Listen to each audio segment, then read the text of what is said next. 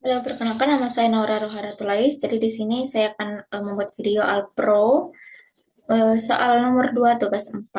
Jadi di sini soalnya itu membuat program yang menerima input N dan menampilkan output dari seperti ini. Pokoknya nanti tuh jalannya tuh akan seperti ini. Nah, di sini saya akan deskripsi singkat di mana program yang akan saya buat ini untuk menghitung suatu nilai deret berbasis operasi faktorial dan berpangkatan dengan pendekatan rekursif.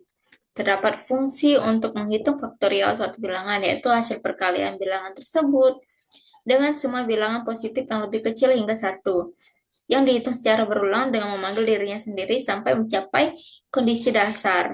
Selain itu, ada fungsi perpangkatan yang menghitung hasil suatu bilangan, yang dilakukan dengan dirinya sendiri sebanyak jumlah pangkat tertentu juga menggunakan rekursif, hingga pangkat bernilai 0.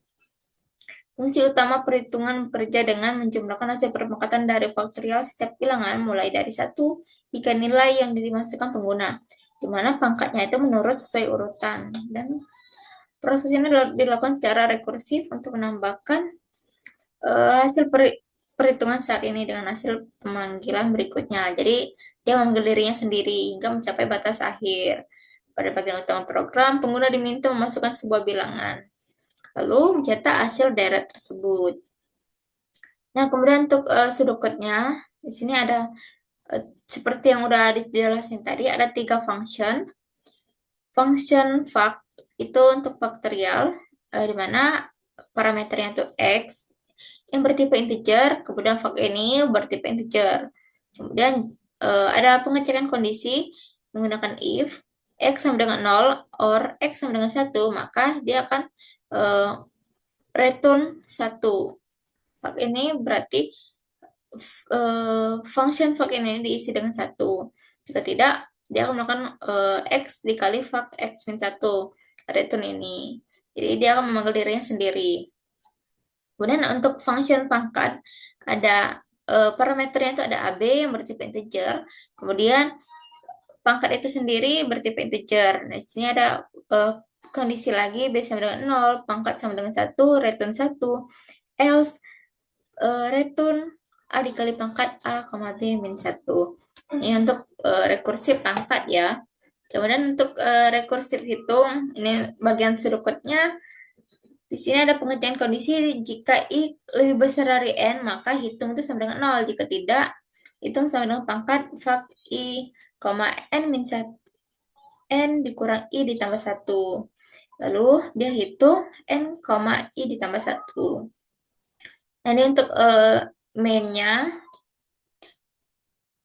dimana ada inisialisasi dulu, N hasil itu integer, kemudian write masukkan N, read N, hasil ini diisi dengan function ini, kemudian outputnya minta keluarin.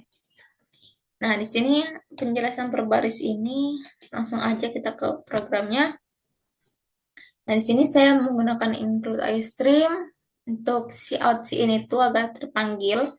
Kemudian using namespace std ini agar ketika menggunakan si out si ini tuh tidak harus menggunakan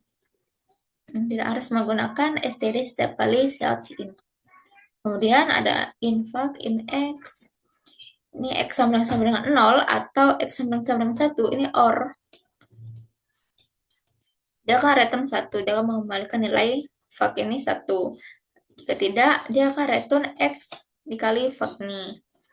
Nah, ini untuk perangkatnya in A, in B, kemudian jika B ini sama dengan 0, dia akan return 1, return A dikali pangkat B min 1.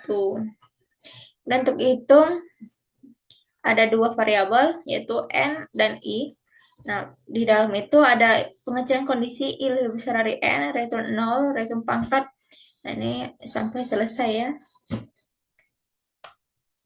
Kemudian di sini ada in main, in N, in hasil, CNN, kemudian hasil sama menghitung N, min 1, si hasil diikuti dengan variabel hasil itu berapa. Kita langsung run aja. Nah, sini saya masukkan N-nya itu 3. Jadi hasilnya itu ada 11. Nah, dari mana 11 itu? Sebelum itu, Saya akan jelaskan program saya dulu. Nah, ini untuk penjelasan berbaris dari program saya. Hmm. Nah, mengenai alurnya itu sama sepertinya dengan deskripsi tadi, di mana memulai program, kemudian membuat fungsi fak dengan parameter x. Jika x ini sama dengan 0 atau sama, maka hasilnya 1. Jika tidak, maka kalikan x dengan hasil pemanggilannya. Kemudian ini untuk fungsi pangkat, buat fungsi pangkat dengan parameter a, b. Dan di sini untuk fungsi hitung dengan parameter e dan i.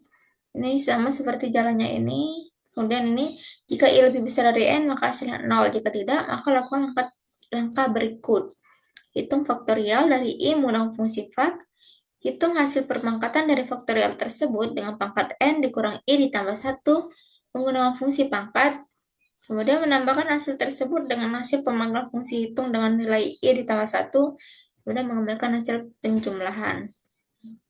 Nah, untuk in-main-nya, deklarasi variabel, menampilkan pesan untuk masukkan nilai n, input nilai n, hitung hasil dengan memanggilkan fungsi dari yang atas. Kemudian selesai. Output jangan lupa. Nah, untuk yang tadi saya masukin n-nya itu sama dengan 3, di sini cara jalannya itu dari mana hasilnya itu 11. Program itu dimulai dari fungsi main. Jadi dia akan berjalan itu dari fungsi main dulu.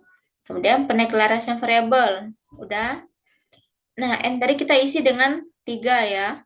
Kemudian program memanggil fungsi hasil sama dengan hitung 3,1.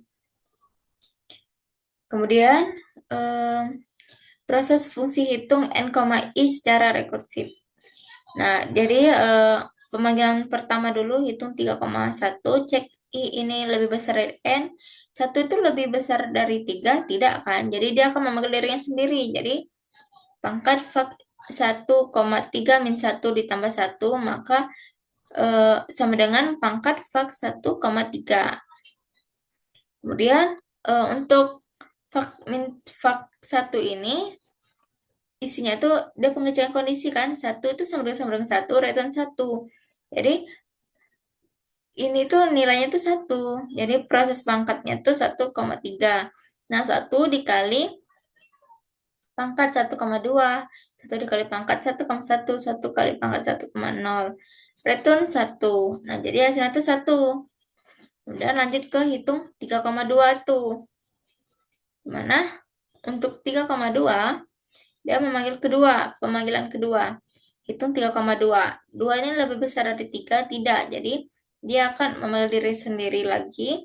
Else masuk pangkat fak 2,3 min 2 ditambah 1. Nah, jadinya 2,2. Dari mana fak 2 itu? Ya, 2 dikali fak 1. 2 kali 1 itu tadi 1 kan? Jadi 2 kali 1 itu sama dengan 2. Kemudian untuk proses pangkat 2,2 itu 2 dikali pangkat 2,1. 2 kali pangkat 2,0, lalu 2 dikali 1. Kemudian lalu 2 dikali 2 itu sama dengan 4, lalu hasilnya itu 4. Nah, lanjut sampai n-nya itu 3, sampai n-nya itu selesai. Bagian ketiga yaitu hitung 3,3, 3 lebih besar dari 3, tidak. Lalu dia masuk tuh dirinya sendiri.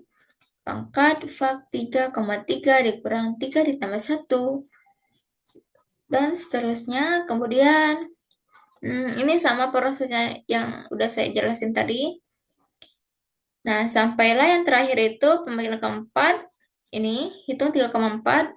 4 lebih besar dari 3, ya, karena i-nya itu berjalan terus ya. Nah, terus penggabungan hasil rekursif kembali.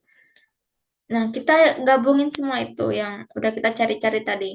Hitung 3,3 tadi 6 ditambah 0 sama dengan 6. Hitung 3,2. Tadi 4 ditambah 6 sama dengan 10. Kemudian 1 ditambah 10 jadi 11. Nilai akhirnya hasilnya 11. Lalu dia akan menampilkan hasil sama dengan 11. Program pun selesai. Nah, ini untuk gambaran kalau bingungnya. Ini 1 faktorial pangkat 3, kemudian ditambah dengan 2 faktorial n min 2, kemudian n 1, dan seterusnya. Nah, n-1, terus n-2, terus n sampainya n-nya itu 1 ya.